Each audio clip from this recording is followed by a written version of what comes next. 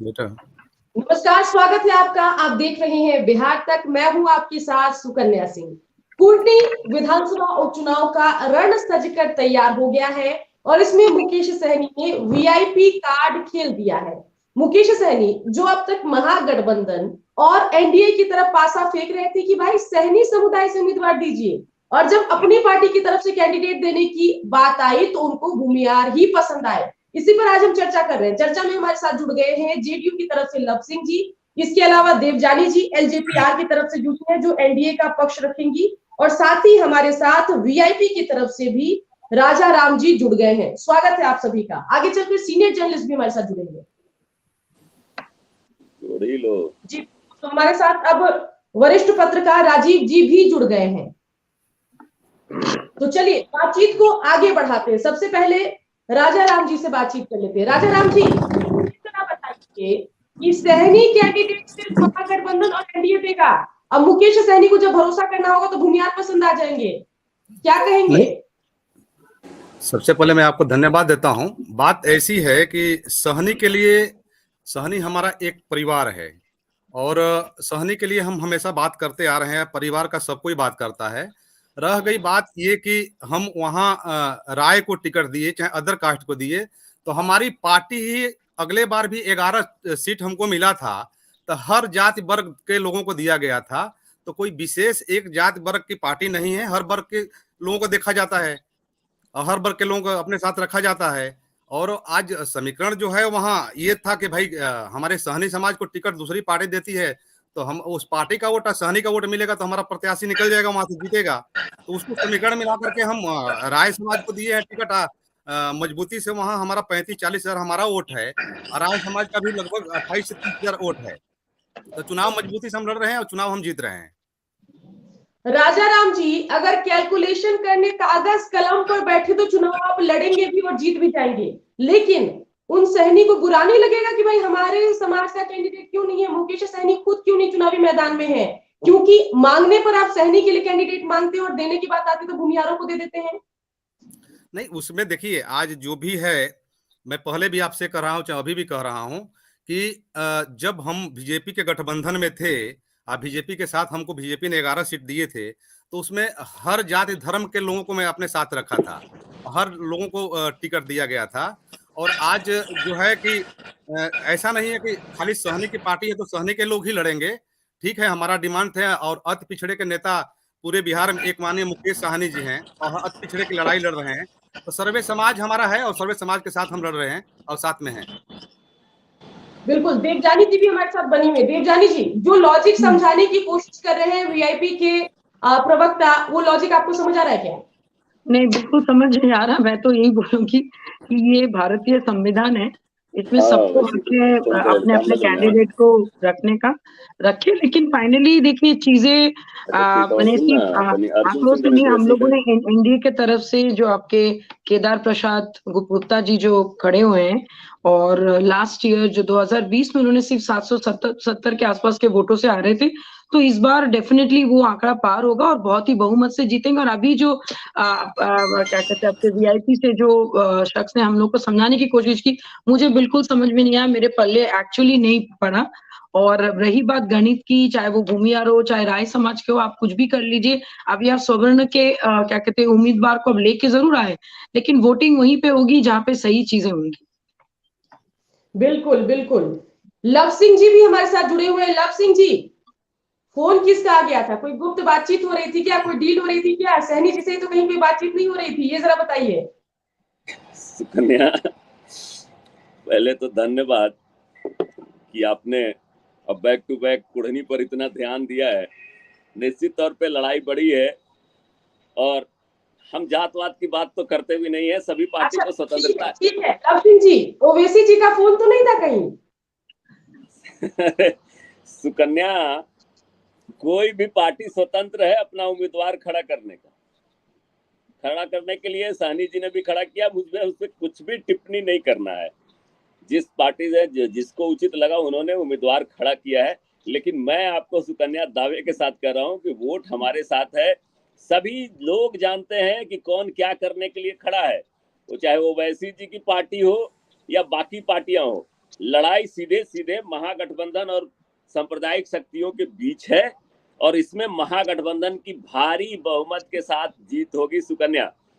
और रही बात जहां तक हमारी बहन बोल रही थी, पता नहीं उनको कोई विश्लेषण समझ में आता ही नहीं है, कल भी समझ में नहीं आ रहा था, आज भी समझ में नहीं आ रहा है। अच्छी बात है विश्लेषण न समझ में आए, क्योंकि लव सिंह जी, कई बार डिबेट के दरमियान व्यक्ति उत्तेजित हो जाता है, पर्सनल अटैक मत कीजिए।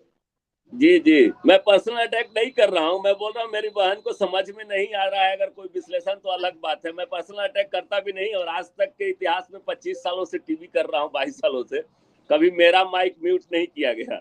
इस बात को भी ध्यान रखना। और कभी भी तुम्हारे अभी साथ आप बहुत दिन हो गए बातचीत कर रहे थे तो मैंने म्यूट कर दिया था लव जी। नहीं, म्यूट कर दिया होगा, बातचीत कर रहे थे तो अच्छी बात है। लेकिन सुकन्या, लड़ाई बहुत बड़ी है, जनता को तय करना होता है। कितने भी उम्मीदवार होते हैं उससे कोई फर्क नहीं पड़ता। और पहले भी आपने देखा है ओवैसी जी ने बहुत सीटों पे उम्मीदवारी करी थी, कहीं भी 1000 के वोटों का आंकड़ा नहीं पार कर पाए थे। और इस बार वैसा ही होगा, क्योंकि जनता मुगालते में नहीं रहती सुकन्या। बिहार की जनता बहुत समझदार है, लोकतंत्र की जननी है सुकन्या बिहार। हमने लोकतंत्र दिया है विश्व को, तो लोकतंत्र का जहां हनन होगा, बिहार वासी और बिहार के लोग कैसे चुप बैठेंगे। यहाँ लड़ाई लोकतंत्र बचाने की लड़ाई है सुकन्या। और इस स्थिति में महागठबंधन के साथ सारे वोटर रहेंगे, सभी जात सभी समुदाय के लोग रहेंगे। हम जाति पाति के, हम तो सबका विकास करते हैं और सबके विकास के लिए काम करते हैं, सबको साथ लेके चलते हैं।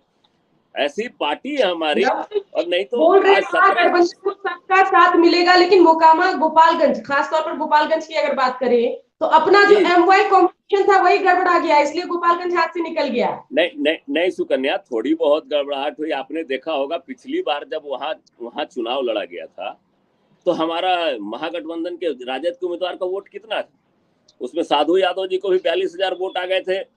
कांग्रेस से हमारे उम्मीदवार थे, उनको भी उतना ही वोट आया था।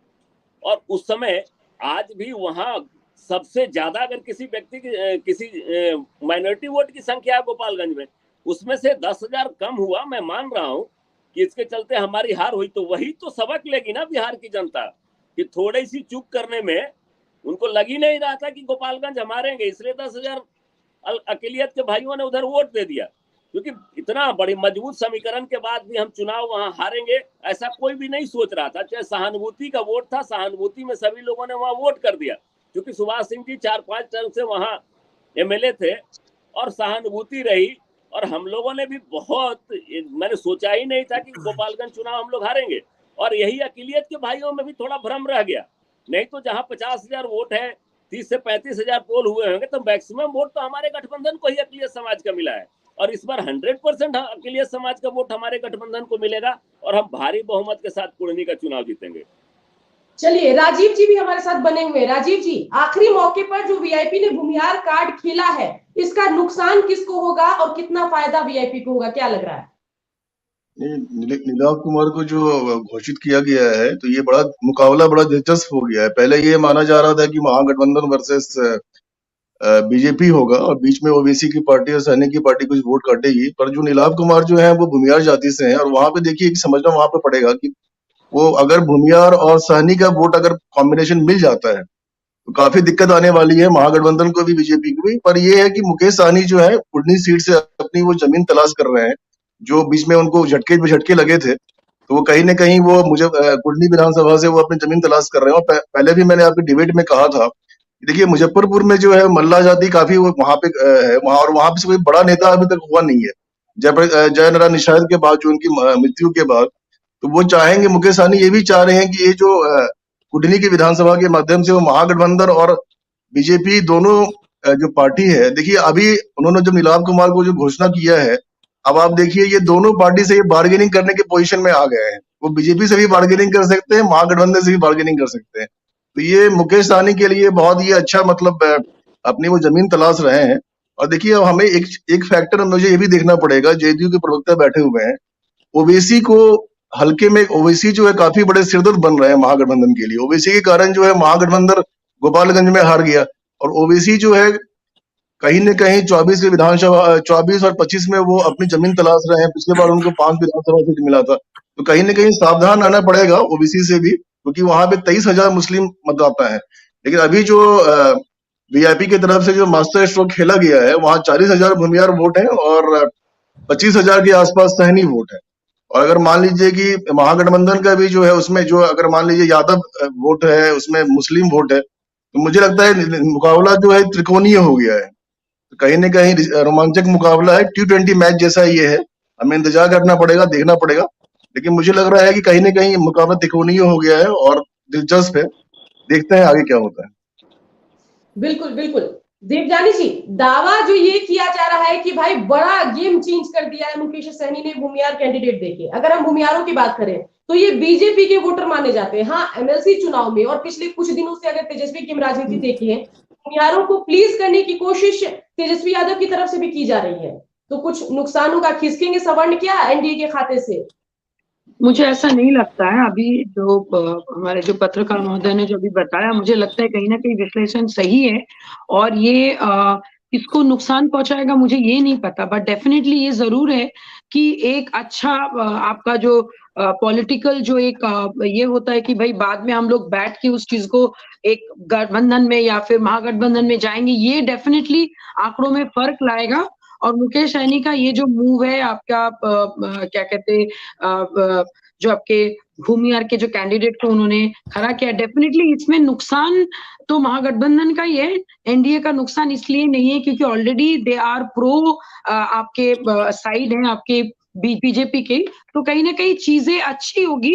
और शंखनाद इसीलिए हो रहा है कि जैसे मैंने पूरे सारी पार्टियां एक साथ अभी जुट रही है महागठबंधन के खिलाफ, तो ये अच्छी चीजें और ये आंकड़ों की चीज जो आपकी मैंने अलग अलग अभी आपका ओबेसी, उसके बाद आपका ये अभी जो मुकेश सहनी जी ने किया, तो चीजें कहीं ना कहीं डिफरेंस तो लाएंगी। वोटों के आंकड़ों में फर्क जरूर पड़ेगा और जीत में भी आपकी चीजें बदलेंगी। अगर आप लास्ट ईयर के तुलना अगर 2020 के तुलना में अभी अगर करें तो डेफिनेटली चीजें आपकी और बेटर होने के लिए ये सारी आंकड़ों की राजनीति हो रही है। और कहीं ना कहीं मुझे लग रहा है ये मूव जो है वो एनडीए को नुकसान पहुंचाएगा तो नहीं, बट हाँ डेफिनेटली कुछ आपके जो विश्लेषण बोलिए या फिर एक बैठ के कि भाई जीतने के बाद कौन वहां पे आएगा या फिर क्या चीजें होंगी वहां पे एनडीए के साथ, अगर मुकेश सहनी जी बाद में आते तो कैसे बैठ के ये सारी चीजें बाद में हो जरूर सकती है। बिल्कुल बिल्कुल। देवजानी जी बने रहिए हमारे साथ। इसके अलावा राजा राम जी भी वीआईपी की तरफ से हमारे साथ हैं। राजा राम जी, ओवैसी जी पर आरोप ये लगता है कि वो बीजेपी की बी टीम है, लेकिन जिस तरीके से वीआईपी काम कर रही है उससे लगता है कि वो महागठबंधन की बी टीम है। एक और तो 2020 में आप जब थे एनडीए में तब सहनी वोट बीजेपी के साथ गए होंगे जैसा कि आप लोग क्लेम करते हैं, और अब आपने भूमिहार कैंडिडेट उतार दिया है, तो कुल मिलाकर सहनी और भूमिहार दोनों वोट तो बीजेपी के ही कट रहे हैं। तो फायदा तो आप महागठबंधन को पहुंचा रहे हैं। तो कोई डील हुई है क्या महागठबंधन के साथ? क्योंकि अगर आप चाहते तो मुस्लिम कैंडिडेट देकर महागठबंधन का वोट भी काट सकते थे। हमारा किसी से डील नहीं हुई, हम किसी से डील करने वाले नहीं हैं। रह गई कि किसका नुकसान हो रहा है, किसका फायदा हो रहा है, उससे हमको कोई फर्क नहीं पड़ता है। हम मजबूती से अपना चुनाव वहां लड़ रहे हैं, हम चुनाव वहां जीत रहे हैं। और रही बात ओवैसी की, तो ओवैसी के आज ओवैसी पहले से ही माना जाता है कि बीजेपी की बी टीम है ही है। हम भी मानते हैं उसको कि बीजेपी के बी टीम ही है, और वो बीजेपी को फायदा कराने के लिए वहां पहुंची है। चाहे जहां भी चुनाव ओवैसी लड़ते हैं, बीजेपी को फायदा कराने के लिए लड़ रहे हैं, तो उससे कोई फर्क नहीं पड़ रहा है। हम वहां हर वर्ग के मुस्लिम समाज का, चाहे हर वर्ग के लोगों का वोट हमारे साथ है और मिल रहा है, और हम चुनाव जीत रहे हैं। उसमें कुछ भी किसी को लाभ किसी को नुकसान हो रहा है उससे हमको क्या लेना देना है। हम अपने चुनाव पर, अपने मिशन पर काम कर रहे हैं और मजबूती से जनता हमारे साथ है और हमको साथ दे रही है। हम चुनाव जीत रहे हैं वहां। बिल्कुल, दावा तो आप राजा राम जी कर रहे हैं कि आप चुनाव जीत रहे हैं, लेकिन राजीव जी बताएंगे कि राजीव जी, जैसा कि मैंने प्रकाश डाला कि वीआईपी के चुनाव लड़ने से दो तरफा नुकसान यहाँ एनडीए को दिखाई दे रहा है, क्या आपको लगता है कि महागठबंधन को फायदा होगा वीआईपी के भूमिहार कार्ड से और साथ ही उनके सहनी वोट काटने से? देखिए, ये जो नीलाव कुमार जो भूमिहार जाति से आते हैं, तो अब ये देखना पड़ेगा कि वो कितना लाभ ले पाते हैं। कहीं न कहीं सहनी जो वहां पे अराउंड 25,000 के आसपास वोट है, तो ये भी देखना पड़ेगा कि उनमें भी कहीं न कहीं नाराजगी हो सकती है। वो कितना उनका, क्योंकि ये भी होगा कि भैया जब हमारे जो सहनी जो है उन जाति से उनको क्यों नहीं दिया गया टिकट, तो ये इस पे डिपेंड करता है कि वो कितना गोलबंद हो पाते हैं, अपने वोट को कितना ले पाते हैं। और जहां तक बीजेपी की बात है, देखिए मैं आपकी डिबेट में आता हूँ, बैठता हूँ, मैंने पहले भी कहा था गोपालगंज और मोकामा में, जो मेरा व्यक्तिगत आकलन था कि गोपालगंज बीजेपी ले जाएगी और मोकामा महागठबंधन ले जाएंगे। और जो मेरा जो व्यक्तिगत है, मैं जो देख पा रहा हूँ कि देखिए जदयू जो है, मनोज कुशवाहा जी को टिकट मिला है, मनोज कुशवाहा जी नीतीश कुमार जी के बड़े क्लोज माने जाते हैं। तो कहीं न कहीं ये नीतीश कुमार जी की भी छवि, उनकी भी इज्जत दांव पे है, सांख पे है। और केदार गुप्ता जो है वो पिछले बार बहुत मामूली वोट से हारे थे, 700 अराउंड 700-800 वोट से हारे थे। उससे पहले भी वो विधायक रह चुके हैं। मनोज कुशवाहा भी वहां पे कई बार विधायक मंत्री रह चुके हैं। और नीलाभ कुमार जो है, उनके जो दादाजी हैं साधु सरन साई जी, वो भी वहां पे चार बार प्रतिनिधि हो चुके हैं। और नीलाभ कुमार जो है, ये नीलाभ कुमार जो है युवा हैं, सामाजिक मुद्दों पे मुखर रहते हैं और केंद्र सरकार की कई सारी योजनाओं को वो खिलाफत करते हैं वहां पे। तो तीनों जो है दमदार हैं, और लेकिन ये है कि कौन कितने वोट को लामबंद कर पाते हैं। जहां तक भूमियार वोट की सवाल है, भूमियार जो है वो मोस्टली बीजेपी का वोट बैंक माना जाता है। लेकिन अभी हमने देखा कुछ दिन पहले श्री कृष्ण जी की जयंती मनाई गई, तो उसमें जो भूमियार के जो काफी सारे जो कद्दावर नेता थे, वो बीजेपी से नाराज होकर जेडीयू के उसमें समर्थन में बोल रहे थे। कहीं न कहीं ये देखना पड़ेगा कि कौन सी पार्टी अपने वोट को कितना होल्ड कर पाती है। बीजेपी जो है भूमियार वोट कितना होल्ड कर पाती है। साहनी ने नीलाभ कुमार को टिकट दिया है वीआईपी ने, तो इसमें देखना पड़ेगा कि साहनी जो उनका अपना जो पूर्व वोट बैंक है, वो कहीं नाराज ना हो जाए कि जब आपने साहनी जाति से क्यों नहीं आपने टिकट दिया, आपको भूमियार से क्यों टिकट दिया। फिर इधर फिर ओबीसी भी है, तो ये सब कुछ देखना पड़ेगा कौन सी पार्टी अपने वोट बैंक को कितना होल्ड कर पाती है, इस पे ये डिपेंड करेगा। पत्रकार महोदय, मैं एक ही मिनट टाइम लूंगा खाली। इसमें जी, पत्रकार बोलिए। महोदय जो कह रहे हैं आपकी साहनी लोग नाराज होंगे, साहनी को टिकट नहीं मिला तो देखिए आज जब से देश आजाद हुआ है तब से आज तक हमारे समाज का मजबूत नेता, चाहे अति पिछड़े के बिहार में कोई नेता कर्पूरी ठाकुर के बाद जो हुए हैं, माननीय मुकेश साहनी जी हुए हैं। और साहनी जो है वो हमारा परिवार है। साहनी का वोट, साहनी को टिकट नहीं मिलने से इधर उधर होने वाला नहीं है। साहनी आज पूरे उत्तर प्रदेश, बिहार, झारखंड में जितने साहनी समाज के लोग हैं, अपना नेता माननीय मुकेश साहनी को मान चुके हैं। और जो भी माननीय मुकेश साहनी जी फैसला लेंगे, उस समाज के लोग मानते हैं। हमारा वोट एक भी इधर उधर होने वाला नहीं है। राजाराम जी, यही गलतफहमी महागठबंधन की थी, ये राजाराम जी है और इसी वजह से वो कभी मुसलमान कैंडिडेट नहीं देते थे, बहुत कम देते थे। और जब ओवैसी ने अपने कैंडिडेट देने शुरू किए तो सीधा मुसलमानों की नाराजगी मुखर हुई और 5-5 सीट जीतने में असदुद्दीन ओवैसी 2020 के चुनाव में सफल रहे। तो किसी भी वोटर को अपनी जेब में समझना, मैं कहूंगी कि ये थोड़ा इस विचार को चेंज कर सकते हैं। राजीव जी, इस पर कुछ कमेंट करेंगे? विचार की चेंज करने की बात नहीं है, समझने की बात है। हम किसी भी वोटर की बात तो नहीं कर रहे हैं, हम अपने परिवार की बात कर रहे हैं, हम समाज की भी बात नहीं कर रहे हैं। साहनी जो है हमारा समाज नहीं, हमारा परिवार है। तो हमारे परिवार का वोट, मैं बताया ना कि देश आजाद हुआ है तब से आज तक हर पार्टी हमारे समाज के लोगों को ठगते ठगते आई है। और हर लोग ये समझते हैं कि हम ये साहनी का वोट और निषाद का वोट हमारा जागीर है। तो अब वो होने वाला नहीं है। निषाद समाज जग चुका है और निषाद समाज एक तरफा मत करेगा जहां माननीय मुकेश साहनी जी खड़े हैं। निषाद समाज तो जाग गया राजाराम जी, निषाद समाज जाग गया, मैं मानती हूँ जाग गया। सहनी जी के साथ हो लिया, लेकिन रिटर्न में सहनी जी ने क्या किया? भूमिहार को टिकट दे दिया। नहीं, तो आप क्या अलग है उन लोगों से जो सहनी समाज की बात करते हैं लेकिन उनके लिए कुछ करते नहीं, जो आरोप लगाते हैं मुकेश सहनी जी? तो उन लोगों से आप लोग क्या अलग हैं? नहीं, उम्मीद की बात है कि सहनी समाज, मैं पहले कह रहा हूँ, चाहे अभी भी कह रहा हूँ कि सहनी समाज जो है हमारा परिवार है। अच्छा, हमारी क्या पता भूमिहार के कैंडिडेट अगर आपका जीत भी जाता है, कल को जाकर बीजेपी में शामिल हो जाए, फिर देखिए वो जाके शामिल हो जाएगा ना, जो जीत करके हमारे 4-3 विधायक जो थे बीजेपी अपने पाले में ले ली, तो विधायक न चले गए, पार्टी तो नहीं गई ना। और मजबूती से जो भी अब हमारे साथ कार्यकर्ता लगे हुए हैं, चाहे काम कर रहे हैं, मजबूती से काम कर रहे हैं, उसको आने जाने से कोई फर्क नहीं पड़ता है। और जिसको हम टिकट दिए वो ऐसा नहीं करेगा।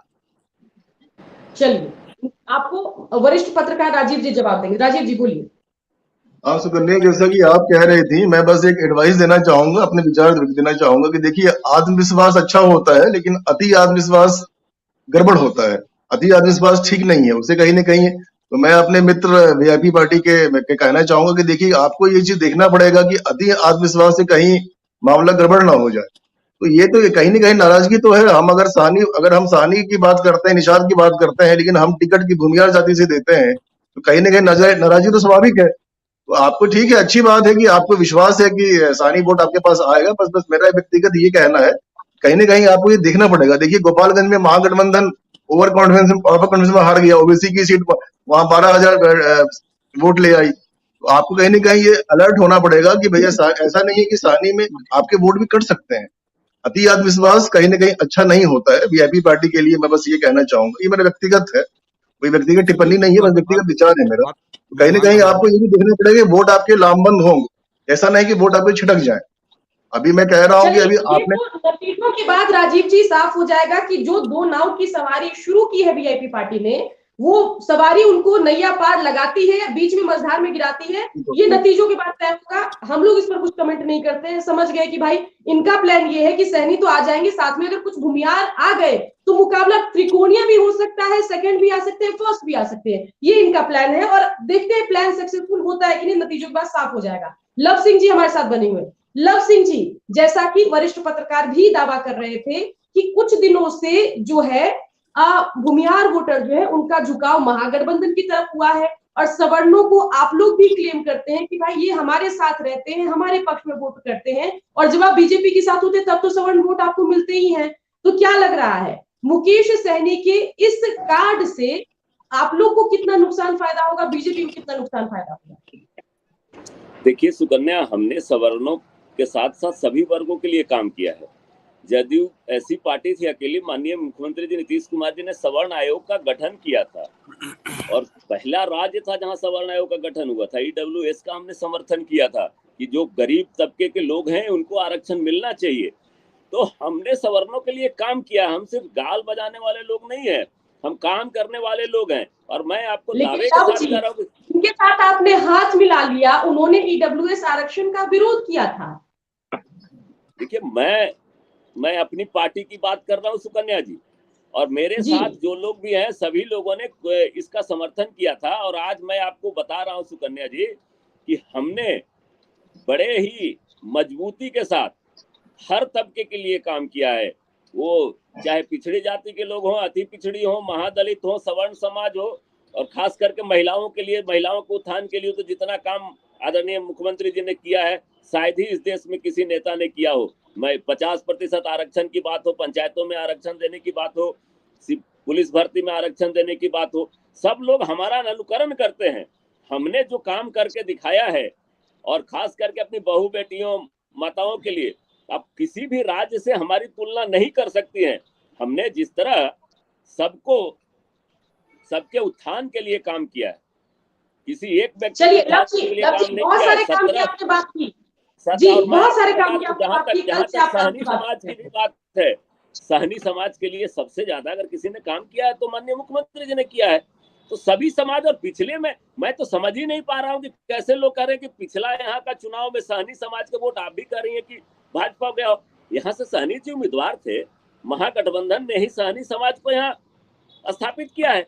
तो इसमें कहाँ गए, दूसरे किसी के पास वोट जाने की का कोई बात ही नहीं है। सारे के सारे लोगों में हमारे वोटर हैं। बोछा का भी बाई इलेक्शन का नतीजा भी हमारे सामने है। सहनी वोट को तो क्लेम तो करते हैं ना मुकेश सहनी जी और उनकी वीआईपी पार्टी, क्लेम तो करते हैं। और बात नहीं कर रहे, लेकिन पार्टिकुलर जैसे आपने कहा कुढ़नी पर अनिल सहनी जी यहाँ से एमएलए हुए, और पहली बार सहनी समाज का कोई व्यक्ति एमएलए हुआ महागठबंधन के टिकट। लेकिन महागठबंधन ने उनकी पत्नी को टिकट तो नहीं दिया। शेखर सहनी की पत्नी के लिए उन्होंने नहीं दे रहे हैं।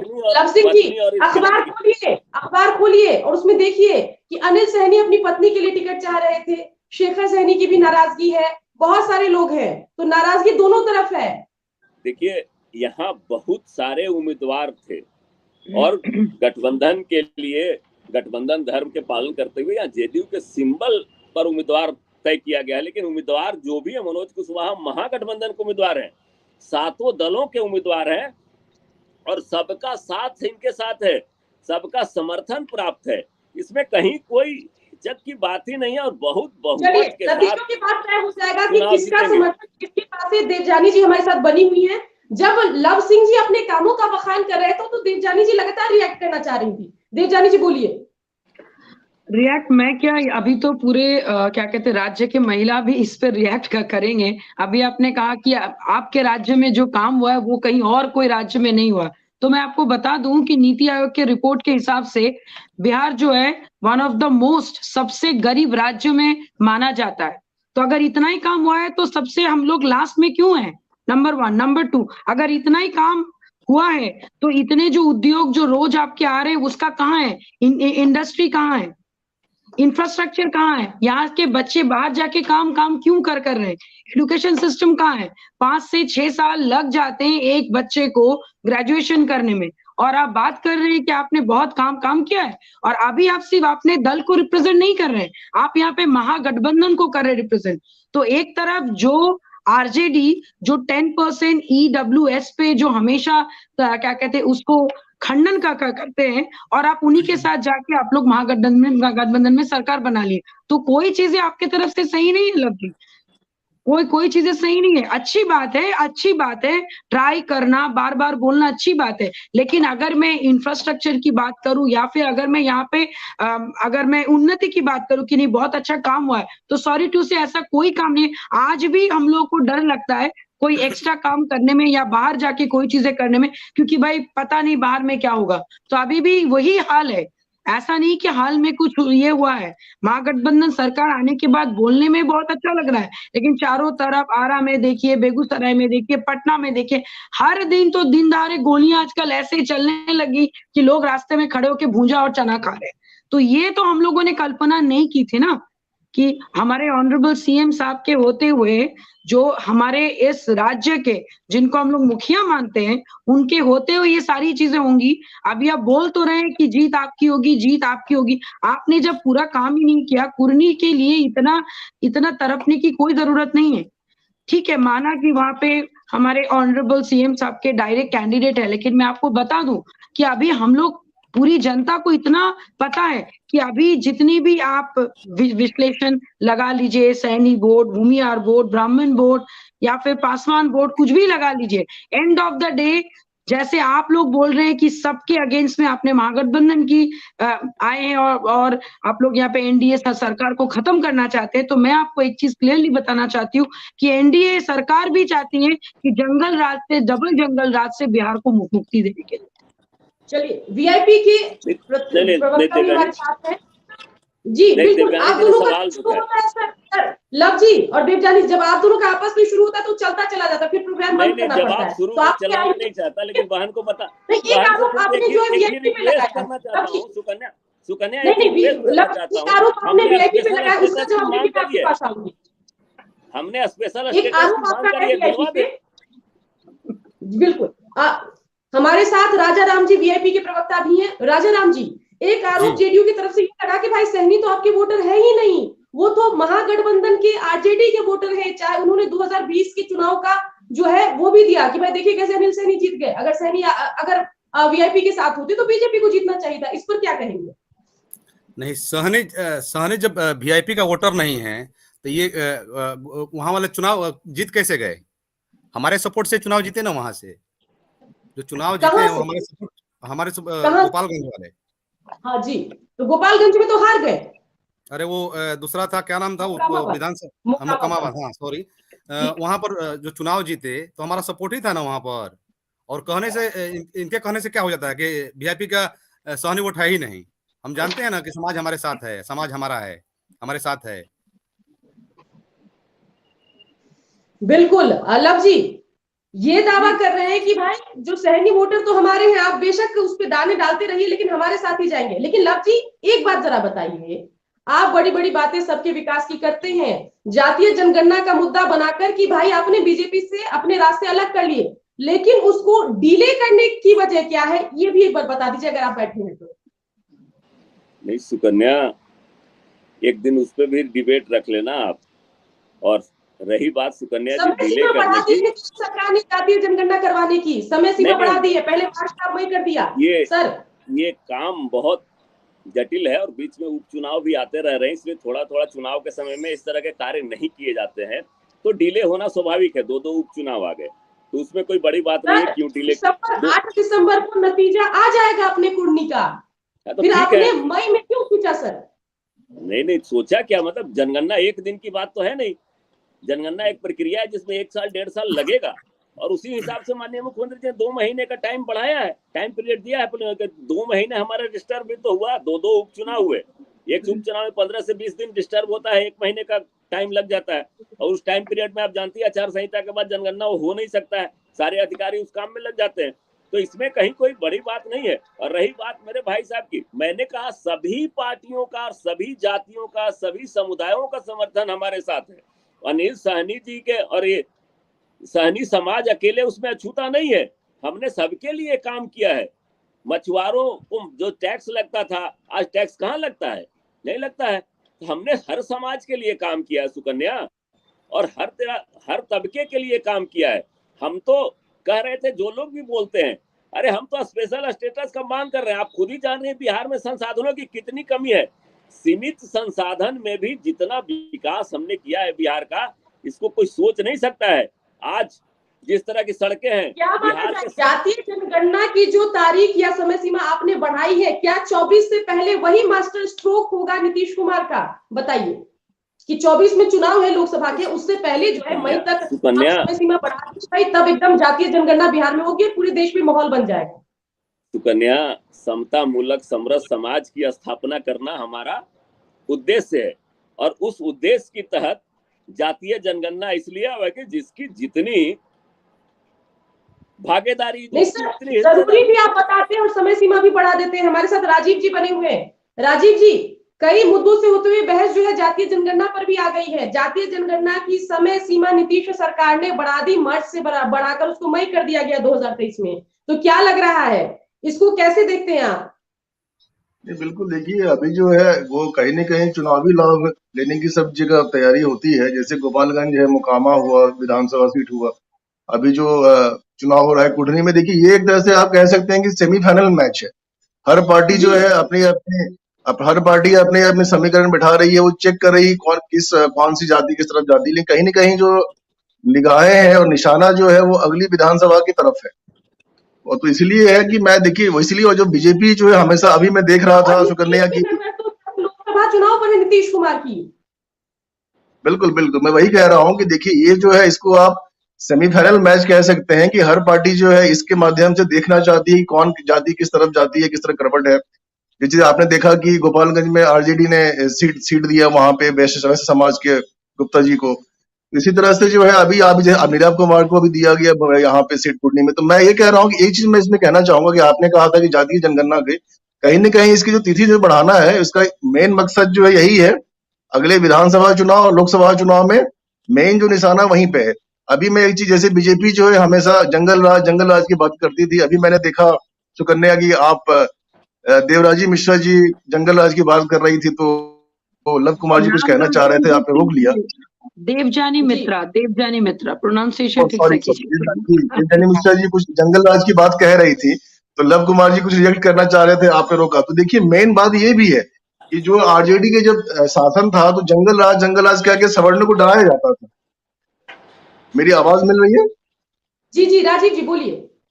ये जंगल राज का जो है ना, ये बीजेपी जो है हमेशा कानून व्यवस्था, और हमने जो देखा है जब से सरकार बनी है तब से कहीं न कहीं जो अपराध में है, कहीं थोड़ा अपराध में कहीं न कहीं बढ़ोतरी हुआ है। तो ये कहीं न कहीं नीतीश कुमार जो हमेशा सुशासन की बात करते हैं, क्राइम फ्री डिस्ट्रिक्ट की बात करते हैं, ये जंगल राज जो है ना, ये बीजेपी जो है ये सवर्ण कहीं न कहीं इसमें कंफर्टेबल या अनकंफर्टेबल होते हैं। तो कहीं न कहीं ये देखना पड़ेगा कि ये जो है बीजेपी हमेशा कहती है कि आरजेडी की जब शासन थी तो जंगल राज था, और अभी जो जेडीयू आरजेडी के साथ अभी सरकार चला रही है, और कहीं न कहीं अपराध में बढ़ोतरी हुई है, और जंगल राज से जो है कहीं न कहीं समस्या होती है। तो ये भी देखना पड़ेगा कि सवर्ण बोर्ड जो है उसको जंगल राज जो कह के, जो बीजेपी जो कहती है कि ये आएंगे तो जंगल राज आएगा, बड़ा गेम आगे चलकर बीजेपी खेलती हुई दिखाई दे सकती है। देवजानी जी ने एक नया टर्म दिया, डबल जंगल राज। एक टर्म आया था 2020 के विधानसभा चुनाव में जंगल राज के युवराज का, जिस पर बयान नरेंद्र मोदी ने भी दिए और नीतीश कुमार ने भी दिए। अब नीतीश जी तेजस्वी के साथ हो गए हैं, तो डबल जंगल राज का एक नया टर्म जो है दे दिया है देवजानी जी ने। देवजानी जी, अगर डबल जंगल राज की बात करें तो क्या लग रहा है, इसको मुद्दा बनाएंगे आगामी कुढ़नी के उपचुनाव में और आगे चलकर जो लोकसभा और विधानसभा का चुनाव होगा? नहीं, देखिए सबसे बड़ी बात ये कोई मुद्दा नहीं है। डेफिनेटली हम लोग इस चीज से गुजर रहे हैं और ये बोलने का हक इसलिए रखते हैं कि जब हमारे ऑनरेबल सीएम साहब एनडीए के साथ थे तब उन्होंने खुद ही कहा था कि मैं इस जंगल राज के खिलाफ हूं और मैं कभी साथ नहीं दूंगा। और जब वो साथ हो गए तो वो डबल जंगल राज हो गया। अगर उनके खिलाफ जाने से जंगल राज है तो उनके साथ देने से डबल जंगल राज है। सेकेंड चीज ये है कि अगर आप देखिए अभी कुछ दिन पहले, आई थिंक 3-4 महीना पहले, एक बच्ची आपके प्राइवेट ट्यूशन से निकल रही थी, किसी ने उसके पीछे से गोली मार दी। अंधाधुंध गोलीबारी आपकी बेगूसराय में चली, आरा में लगातार एक के बाद एक हत्याएं हो रही है।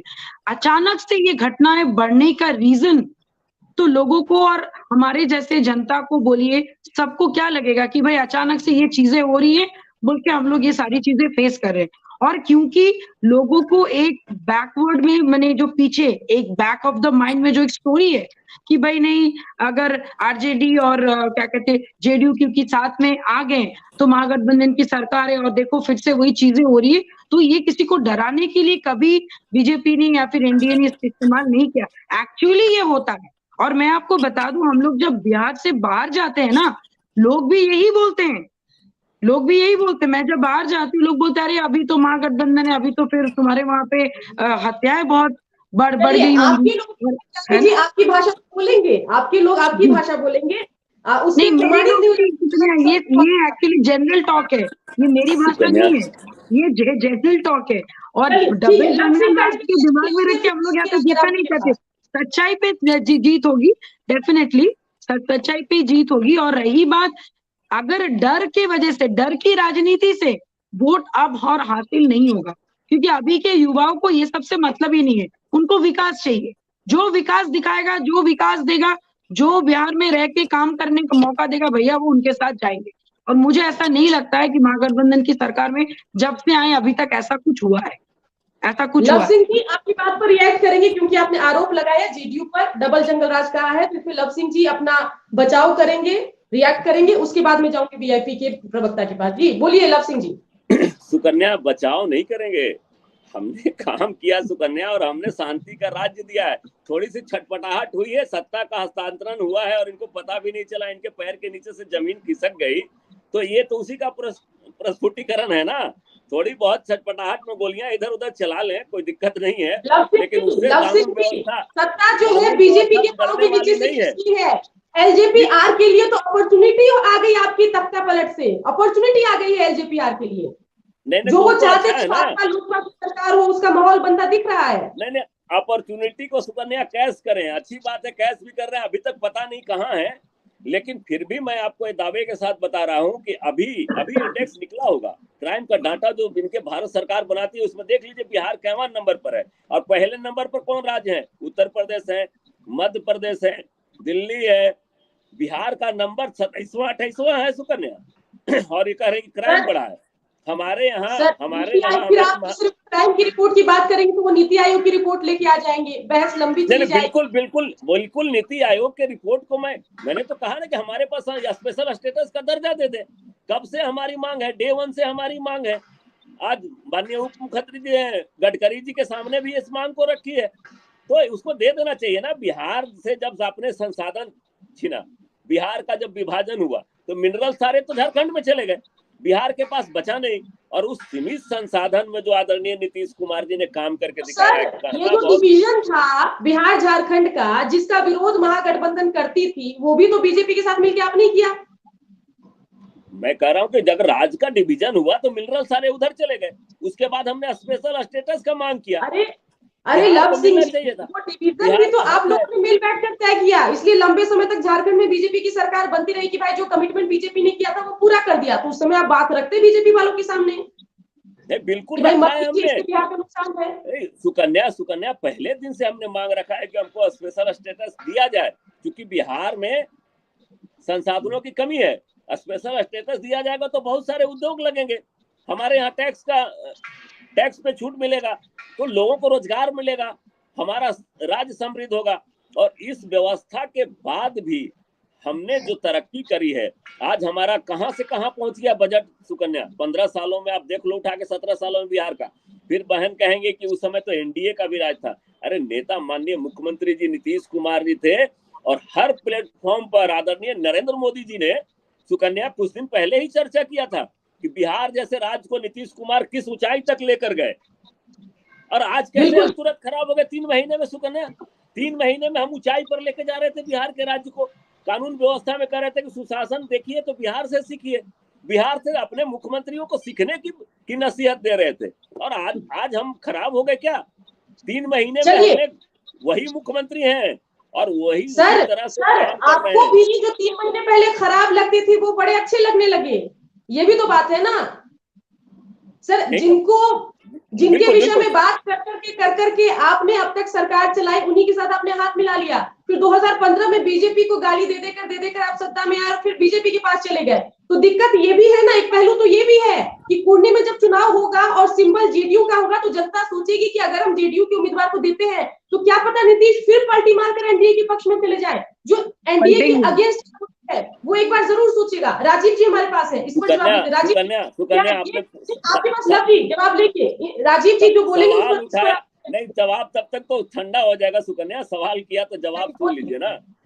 एक तो सवाल ही नहीं उठता बीजेपी के साथ जाने का। माननीय मुख्यमंत्री जी ने कहा कि हमने जो काम किया था हमारी एक भूल थी, इनके साथ जाना। जब भी आप कहते हैं सवाल ही नहीं है पलटी मारने का, तब हमें उतना ही भरोसा होता है जितना जलेबी के सीधा होने पर हमें भरोसा है। नहीं, 8वीं बार वो सीएम बन चुके हैं, अब हम लोग 9वीं बार का इंतजार कर रहे हैं दोबारा इंडिया के साथ ना आ जाए, दोबारा इंडिया के साथ ना आ जाए। बीजेपी इतनी, हमारे ऑनरेबल सीएम साहब को अपनी कुर्सी बहुत पसंद है, उनको वो छोड़ना नहीं चाहते, हाथ खड़े कर देते, उनको वो छोड़ना नहीं चाहते। कुमार को अपने पाले में करने के लिए तो आज भी ललायत रहते हैं। लव जी मेरी अच्छी बात है, लेकिन मैं आपको बता दूं, ऑनरेबल सीएम साहब अभी पीएम सपना देख रहे हैं और राज्य से निकल के विशेष राज्य के लिए बात कर रहे हैं। अभी वो राज्य से निकल के पीएम का सपना देख रहे हैं, तो इसीलिए अभी सीएम की कुर्सी, मैं आपको बता रही हूँ, राज्य से निकल के विशेष राज्य मानने से नहीं होगा। जो अच्छे सीएम मटेरियल नहीं बन पाए अच्छे सीएम मटेरियल की कल्पना कैसे करेंगे? इतना ज्यादा बोल रहे कि मेरे से रहा ही नहीं जा रहा है। मैंने तो बर्दाश्त करना सीखिए, अभी तो सत्ता आप देखिए, अब अपना एकदम मतलब मैं बहुत दायरे में रह के मैं बात कर रही हूँ, दायरे में रह के बात करती हूँ, मैं लैंग्वेज का गलत प्रयोग में नहीं कर रही हूँ, मैं आपको इज्जत से रिस्पेक्ट दे के मैं बात कर रही हूँ। मेरे बात बोल लीजिएगा ना जब एंकर कहेंगी आप। चलिए ठीक है। अब राजीव जी इन दोनों का आपस में चलता रहता है, पुराना मामला है, 2020 से चल रहा है जेडीयू और एलजेपीआर का। राजीव जी, एक मुद्दे पर हम बातचीत यहाँ पर कर रहे थे कि क्या जनता के जहन में ये कंफ्यूजन भी होगा कि अगर हम एनडीए विरोधी वोटर हैं तो अगर हमने नीतीश के तीर के सिंबल पे बटन दबाया तो भरोसा नहीं है तीर कहीं निशाने से चूक ना जाए 1-8 साल बाद, क्या कहते हैं? नहीं, बिल्कुल। देखिए, मैं एक उदाहरण देना चाहूंगा। अभी कुछ दिन पहले मैं हैदराबाद में था। मैं वरिष्ठ अधिकारियों, IAS, IPS, DSP, deputy collectors वगैरह को व्याख्यान भी देता हूँ पूरे देश भर में।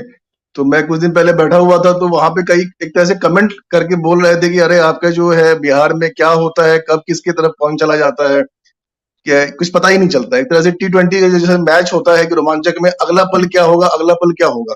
और कई बार जो है अनऑफिशियली जो बिहार के अधिकारियों से भी मेरी बात होती है तो वो खुद भी कंफ्यूज रहते हैं, भैया अभी तो नीतीश कुमार आरजेडी के साथ सरकार है, पता नहीं कुछ दिन के बाद पता नहीं कहां से क्या हो जाए। तो उसी तरह जनता भी कंफ्यूजन में है।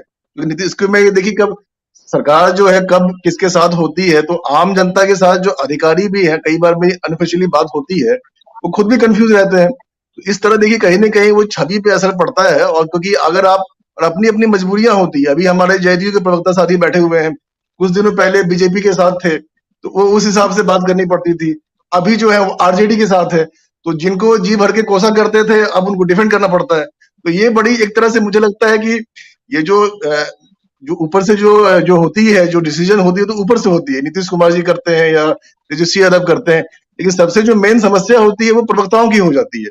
क्योंकि जब अचानक से हम अभी हम मान लीजिए हम कुछ फेवर में बोल रहे हैं, अचानक से 6 महीने के बाद हम दूसरी पार्टी के साथ हैं जिसको हम बुरा भला कह रहे हैं, तो कहीं ना कहीं प्रवक्ताओं जो है उनके लिए बड़ी दिक्कत हो जाती है। तो अभी जो जैसे कि अभी कह रहे थे के कई प्रवक्ताओं ने इस पलटी के बाद अपने पद से इस्तीफा दे दिया, चाहे निखिल मंडल हो या फिर कोई और प्रवक्ता क्यों ना। हाँ, लव सिंह जी स्टैटिक है कि भाई पहले भी आते थे डिबेट में, अब भी आते हैं, लेकिन कई प्रवक्ताओं ने इस्तीफा दिया इस पलटी के बाद जेटली के। नहीं मैं सुकन्या, वही जब कह रहा हूँ विमर्श बहुत बड़ा हो जाता है, जब विमर्श बहुत बड़ा है, आज विमर्श देश बचाने का है, तो इस स्थिति में अगर किसी के जाने से अगर देश का लोकतंत्र बचता है तो उसमें नीतीश कुमार जी पीछे नहीं रहेंगे। और नीतीश कुमार जी ने कहा है कि हम सभी पिछड़े राज्यों को आगे लाएंगे। ये हमारा उद्देश्य है। भाई साहब जो बोल रहे हैं, मैं उनके बात को कोई काट नहीं रहा, लेकिन निश्चित तौर पर अब लोजपा की बहन हंसेगी, जिसको मौसम वैज्ञानिक कहा जाता था। अब रामविलास पासवान जी से ज्यादा दल बदलने का इतिहास तो अब रिकॉर्ड कोई बनाएगा नहीं, वो रिकॉर्ड कोई नहीं तोड़ सकता है। हमने वो दल नहीं रिकॉर्ड तो बदला लगता है, है हमने एक बार भी नीतीश कुमार पे उम्मीद है टूटने की। नहीं कम सुकन्या, से हमने एक बार भी दल नहीं बदला है, एक बार भी दल नहीं बदला। आप कहाँ हमारे से दल गठबंधन बदलेंगे हमारे जब शर्तों पर, जब आपके हमारे लीडर ही शर्तों दल पर लोग बदलते हमारे रहते साथ हैं। आए हैं। हमारे शर्तों पर माननीय नीतीश कुमार जी ने बिहार के अस्मिता और स्वाभिमान के साथ कभी समझौता नहीं किया है, और बिहार के अस्मिता और स्वाभिमान के साथ जब जब किसी ने खिलवाड़ करने का प्रयास किया तो हमने मुखर होकर उसका विरोध किया है। और आप देखिए, सत्ता में रहकर बीजेपी के साथ रहकर भी सुकन्या, लक्ष्य जी इस पलटी से पहले योगी आदित्यनाथ के जो सीएम बनने की सेरेमनी थी, शपथ ग्रहण समारोह था, उसमें जब 90 डिग्री झुक जाते हैं मोदी के सामने नीतीश कुमार, तब देश बचाना नहीं होता है, तब लगता है कि शायद राष्ट्रपति पद मिल जाए, उपराष्ट्रपति पद मिल जाए। और जब यहाँ आते दोनों के चुनाव निकल जाते, कुछ नहीं मिलता, तो फिर आपको याद आ जाता है कि भाई देश बचाना है। असदुद्दीन ओवैसी ने कहा है हमारे आज तक के कार्यक्रम में गुजरात में कि नीतीश कुमार एक्सपायरी दवा है, समय निकल गया उनका। आप क्या कहेंगे इस पर? ये मैं उनकी बात को, चूंकि उनकी बात को मैं गंभीरता से लेता भी नहीं, और गंभीरता से लेना भी किसी को नहीं चाहिए। बात वही है कि आप लोग किसी को गंभीरता से नहीं लेते, आप लोग बिहार की जनता को ही नहीं लेते हैं। ऐसे लोगों पर बिहार की जनता को भी गंभीरता से लेना शुरू कर दीजिए आप। देखिए मैंने ऐसी बात बोली कि उनकी माइक उनकी कैमरा भी बंद हो गई थी।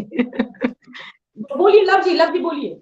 देवयानी, जब ओवैसी साहब क्या बोलते हैं उस पर बहुत ज्यादा तवज्जो करने की जरूरत नहीं है। वो किसका काम कर रहे हैं पूरा देश जान रहा है, और कौन सा काम कर रहे हैं ये भी पूरा देश जान रहा है। लेकिन रहे सवाल माननीय नीतीश कुमार जी का, तो नीतीश कुमार जी अगर इतना ही एक्सपायरी डेट में थे, तो जैसे ही हम गठबंधन से अलग हुए हैं, इनके तमाम लोगों का, तमाम चैनलों का विमर्श इसके तरफ आ गया कि कोई नेतृत्व में निकला है और किसके नेतृत्व में सरकार बनेगी, केंद्र का सरकार किसके नेतृत्व में बनेगी, आज उसकी चर्चा हो गई। नहीं तो एक तरफा लड़ाई लग रही थी, और जैसे ही नीतीश कुमार जी ने उसके गठबंधन को त्याग कर लोकतंत्र बचाने का जिम्मा उठाया है, आपने देखा होगा आपके चैनल पर भी और तमाम मीडिया के चैनलों पर, क्योंकि हम लोग को हर जगह इतना काम बढ़ा दिया था उस समय कि हर चैनल पे जाना पड़ता है। नीतीश कुमार जी के निकलने के बाद ये विमर्श ही मुड़ गया, और लग रहा है आज पूरे भारतवासियों को कि कोई विकल्प आया है। नीतीश कुमार को अपने पाने के लिए कुछ नहीं है, देश की जनता के मांग पे और बिहार के 13.5 करोड़ जनता के स्वाभिमान और इच्छा के प्रतीक है नीतीश कुमार। कोई बिहारी आज तक पीएम नहीं बना है। हमने तो उत्तर प्रदेश के भाइयों से आग्रह किया है, भाई उत्तर प्रदेश और बिहार एक ही भाई है। बिहारी को कभी आपने मीरा कुमार राष्ट्रपति बनना चाहती थी, क्यों नहीं बनने दिया आप लोगों ने? बिहारी थी, मौका था, दे देते बनने का मौका। कब मीरा जी को रोका गया? हम तो बिहार के राज्यपाल को, रामनाथ कोविंद से पहले उनके साथ उनकी उम्मीदवारी थी। राजीव जी ज्यादा इस पर प्रकाश डाल पाएंगे। कई मौके ऐसे आए हैं जब बिहारियों को आगे बढ़ने में नहीं सुकन्या, बिहार के राज्यपाल, बिहार के जब हम महागठबंधन में तो सुकन्या और बीजेपी ने बिहार के राज्यपाल को राष्ट्रपति का उम्मीदवार बनाया, तो हम महागठबंधन में रहते हुए भी उनका समर्थन किए। आप इस बात को देखिए। और इस बार के तो राज्यपाल को यूपी से बिलोंग करते हैं सर, और मीरा कुमार जो है बिहार की दलित की बेटी है। नहीं, बिहार कब मीरा कुमार को उम्मीदवार बनाया गया सुकन्या? मीरा कुमार को रामनाथ कोविंद के साथ उम्मीदवार बनाया गया था। और इस पर राजीव जी कुछ कहना चाहेंगे। राजीव जी कुछ बोलिए। देखिए, ये तो है कि जैसे अभी लव कुमार सिंह जी कह रहे थे कि नीतीश कुमार जी देश की मांग पे प्रधानमंत्री पद और देश की मांग के लोकतंत्र को बचाने के लिए प्रधानमंत्री पद के उम्मीदवार जैसे उनकी आवश्यकता है। पर मैं ये कह रहा हूँ कि देखिए, एक बिहार के बारे में एक ऐसा अभी पता नहीं है कि मीरा कुमार विपक्ष की राष्ट्रपति पद की उम्मीदवार थी। उस वक्त नीतीश कुमार ने महागठबंधन में रहते हुए भी उनका विरोध किया था और रामनाथ कोविंद के पक्ष में मशाल जला दिया था। तो बिहारियों को कितना आगे बढ़ने नीतीश कुमार ने दिया और कितनी बार रोका है, जरा गूगल कीजिए। 2 मिनट में मुझे भी ठीक से डाटा सारा सामने आ गया, आपके भी आ जाएगा। राजीव जी बात पूरी कीजिए। मैं वही कह रहा हूँ कि आप जैसे कह रहे थे कि बिहारियों को मौका, जो आपको याद होगा जब देवगौड़ा जी प्रधानमंत्री बने थे, इंद्र कुमार गुजराल जी प्रधानमंत्री बने थे, उस समय अगर उस समय होता तो उस समय बिहारी भी प्रधानमंत्री बन सकता था, ऐसे चांसेस थे। लेकिन ये था कि इन लोगों ने जो देवगौड़ा जी का नाम, मतलब ये था कि किसी ने सुना भी नहीं था। इंद्र कुमार गुजराल जो लालू यादव के बाहर राज्यसभा सीट के लिए 1-1 घंटा बैठे रहते थे, अचानक से उनका नाम प्रधानमंत्री बन जाना। तो ये है कि आपसी लड़ाई में जो है, अभी जो बिहारी को अभी जो कह रहे हैं कि बिहारी प्रधानमंत्री बने, राष्ट्रपति बने, कोई ना कोई बिहार का आदमी होना चाहिए, तो उस समय कहाँ थे? तो देखिए एक दूसरे को जो खींचतान है ना, बिहार के बारे में ऐसा कहा जाता है कि लोग एक दूसरे को खींचते हैं। आप किसी डब्बे में रख दो, कोई भी बाहर उसे जा नहीं सकता है, क्योंकि क्या है कि कोई बाहर जाना चाहेगा तो उसको खींचेगा आदमी। तो ये कहीं ना कहीं, और अभी जो केकड़े की मानसिकता, सारे केकड़े को उठा के बाल्टी में डाल दीजिए, आपको बांधने की जरूरत नहीं है, सब एक दूसरे को खींच खींच के गिरा देंगे, ऐसी बातें कही जाती है।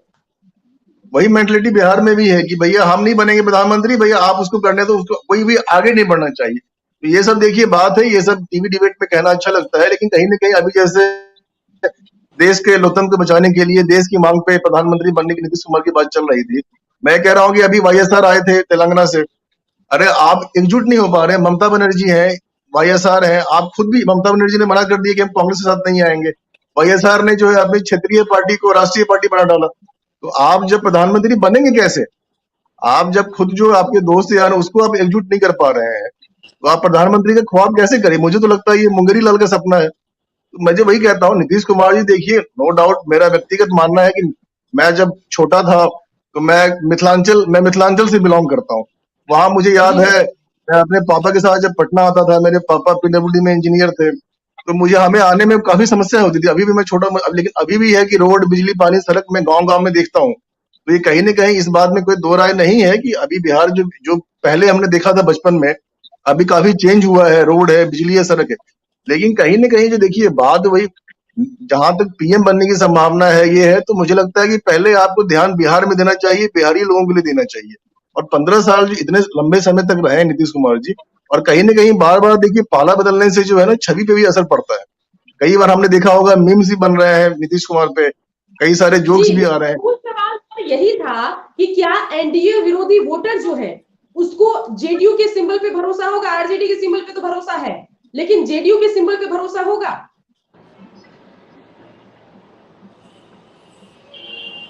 ये मुझसे पूछ रहे हैं? नहीं, राजीव जी से सवाल है, आपसे ये मैं सवाल वही कह रहा हूँ कि भरोसा देखिए कम तो हुआ है ना, कि देखिए इसमें कोई इस बात से इनकार नहीं किया जा सकता है कि हो सकता है कि नीतीश कुमार जी फिर पाला बदल लें। नीतीश कुमार जी कुछ बात ऐसी हो मोदी से या अमित शाह जी जब इंटरफेयर हो सकता है कि हमें ये भी देखने को मिले कि नीतीश कुमार जी वापस अपने अंदर की आवाज, दिल की आवाज, लोकतंत्र की आवाज के नाम पे बीजेपी के साथ हो जाए। कहीं न कहीं देखिए दुविधा तो है। मैंने पहले भी कहा कि आम जनता में भी दुविधा है, और कई बार मेरी अधिकारियों से बात होती है, वो खुद भी कंफ्यूज रहते हैं, भाई क्या पता, कुछ पता ही नहीं चलता है कि कब कौन किसके दर हो जाए।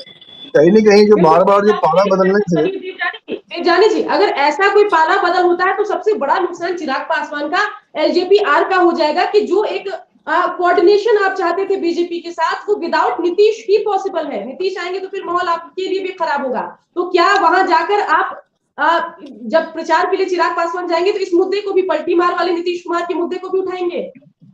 पलटी मार वाले नीतीश कुमार, हमारे ऑनरेबल सीएम के बारे में मुद्दा उठाने की जरूरत मैंने कोई विशेष जरूरत इसलिए नहीं है क्योंकि अभी पूरी जनता को पता चल चुकी है।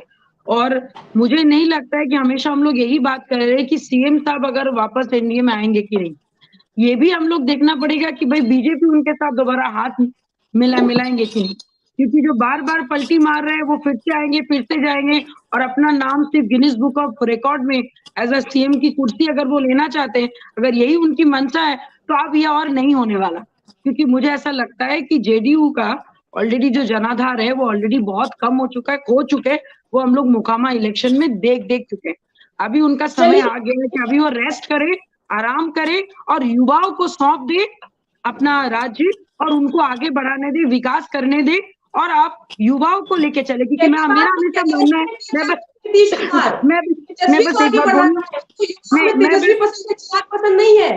नहीं, मैं बस आपको एक ही बात बोलना चाहूंगी, ओल्ड इज गोल्ड। बहुत अच्छी बात है कि उन्होंने कुर्सी बदली, पलटी खाई, बहुत सारी चीजें आपने क्या 17 सालों में आपने बहुत विकास का, इतना ज्यादा क्या कि हम लोग एकदम इतना ज्यादा किए कि लोग बैंगलोर छोड़ के, आपके मुंबई छोड़ के आके पटना में या फिर बिहार में बसना चाहते हैं। कहने का मतलब आप ये बोल रहे हैं। आप तुलना किन राज्यों से कर रहे हैं वो मुझे पहले बताइए। अगर आप बिहार की तुलना सिर्फ बिहार के गांव से कर रहे हैं तो ये गलत है। आपको बिहार की तुलना करना चाहिए बैंगलोर से। और आप विशेष राज्य की दर्जे की जो आप बात बार-बार कर रहे हैं, भले विशेष राज्य के लिए मंत्री जी को खुद यहाँ पे रहना पड़ेगा। वो अपने पदयात्रा पे निकल गए अलग-अलग state just to become a PM, तो ये नहीं होगा। और दूसरी और लास्ट बात मैं आपको ये बताना चाहूंगी कि ओल्ड इज गोल्ड लेकिन न्यू इज अ डायमंड।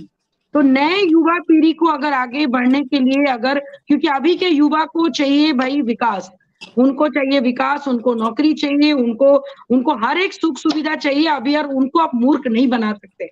बहुत हो गई चलिए, आपकी जातिवाद की, ये बहुत इसके सारी बाद चीजें बहुत अभी कुछ बदलने वाली है। 2024-25 में बहुत सारी चीजें बिहार की छवि बदलने वाली है। बिल्कुल। तो कुर्नी के नतीजों के बाद फिर से एक बार विश्लेषण का दौर शुरू होगा। देखा जाएगा कि जेडीयू के सिंबल में अभी कितना दम बाकी है। महागठबंधन के साथ जाने के बाद पहली बार जेडीयू का सिंबल चुनावी मैदान में उतरेगा, और अगर नतीजे जेडीयू के पक्ष में आते हैं तो लोग कहेंगे कि भाई चलो जेडीयू को एक्सेप्ट कर लिया गया आरजेडी के साथ भी। लेकिन अगर खुदा न खास्ता जेडीयू के खिलाफ नतीजे रहे तो लोग ये मानने लगेंगे कि अब विश्वास नीतीश कुमार को लेकर जनता का थोड़ा कम हुआ है।